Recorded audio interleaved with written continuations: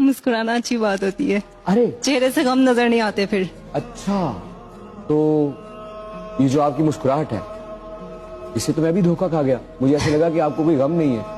कोई गम है क्या? ऐसा तो कोई इंसान नहीं है दुनिया में जिसे गम ना हो। सब अच्छा। कुछ किस्मत पे डिपेंड करता है। तो दिल में गम है कोई?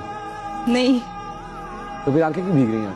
नहीं नहीं, आंखें भीग नहीं रही मेरी। आप सिर्फ मुस्कुराहट से नहीं, अपने अल्फाज से भी अपना गम छुपा रही हैं। सुनाइए, क्या सुनाना चाहती हैं? एक अच्छी बात कहना चाहूंगी और एक छोटी सी पोइट्री। अच्छी बात कही। अच्छी बात यह है कि कोई तुम्हें अगर इतने सच्चे दिल से चाहे कि दिल के सारे मौसम तुम्हारे नाम करे, तो बदले में तुम उससे मोहब्बत करो या ना करो, बस इतना ख्याल जरूर रख लेना कि वो हंसते हंसते रोए नहीं। दस्तक और आवाज तो कानों के लिए है, दस्तक और आवाज तो कानों के लिए है, जो रूह को सुनाई दे उसे खामोशी कहते हैं।